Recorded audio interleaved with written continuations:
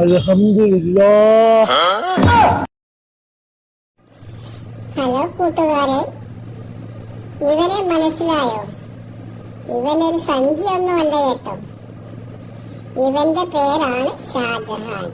പുണ്യമാക്കപ്പെട്ട ഒരു റമളാനിൽ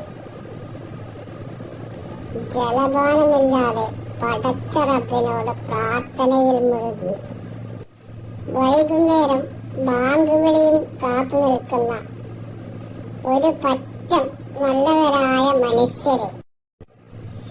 ഞാൻ നല്ലവരായ മനുഷ്യരെന്ന് പറഞ്ഞത് അതിൽ മുസ്ലിങ്ങൾ മാത്രമല്ല, നോമ്പനുഷ്ഠിക്കുന്ന ഹൈന്ദവ സഹോദരന്മാരും പെടും.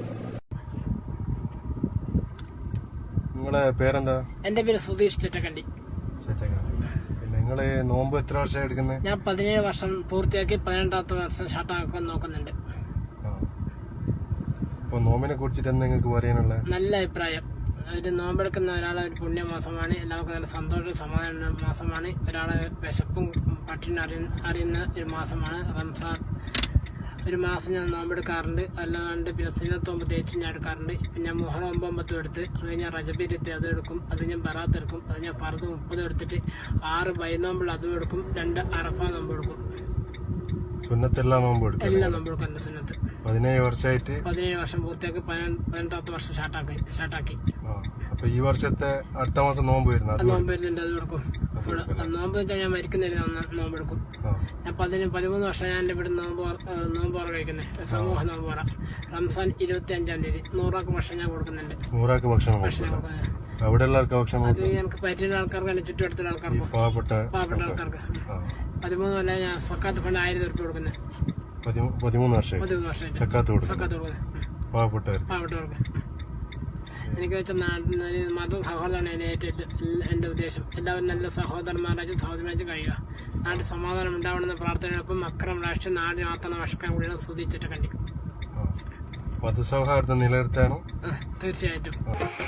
പിന്നെ പലരും ചോദിച്ചാണ് നെയ്യത്ത് വെച്ചിട്ടാണോ നോമ്പെടുക്കുന്നത്. ഞാൻ എല്ലാ ദിവസവും നെയ്യത്ത് വെച്ചിട്ടാണ് നോമ്പ് എടുത്തിരുന്നത്. എന്റെ ഫ്രണ്ട് വിളിച്ച് പറയും അങ്ങനെ ഡെയിലി നെയ്യത്ത് ഫോണിലൂടെ നെയ്യത്ത് വെച്ചിട്ടുണ്ട് ചെയ്തിട്ടാണ് നോമ്പ് എടുത്തിരുന്നത്. അവരെ കൂടി ഉദ്ദേശിച്ചാണ് ഞാൻ ഇങ്ങനെ ഒരു പറ്റം നല്ല മനുഷ്യരെന്ന് വ്യാഖ്യാനിച്ചത്. അപ്പോൾ ഇവരെയൊക്കെ വളരെ മോശമായ രീതിയിൽ ഒരു തരം കോപ്രായ ഭാവത്തോടെ സോഷ്യൽ മീഡിയയിൽ പ്രചരിപ്പിച്ച ഈ പുന്നാര പോലെ നമ്മൾ എന്ത് ചെയ്യണം? ഇതിനുള്ള ശിക്ഷ ദൈവം തന്നെ അവന് കൊടുത്തോളും. എന്നാലും നമ്മളുടെ വകയായി അവനൊരു പണി കൊടുക്കണ്ടേ? അപ്പോൾ എന്റെ നല്ലവരായ സഹോദരങ്ങൾ ആരെങ്കിലും അവനെ ഫോളോ ചെയ്യുന്നുണ്ടെങ്കിൽ അവനെ അൺഫോളോ ചെയ്യുക. അത് മാത്രമല്ല, അവനെ ബ്ലോക്ക് ചെയ്യുക. ഇത് എന്റെ ഒരു അപേക്ഷയാണ്. ഇതുപോലെ ഒരു മതത്തെയും ഇത്രയും മോശമായ രീതിയിൽ ഇനി അവതരിപ്പിക്കാൻ പാടില്ല.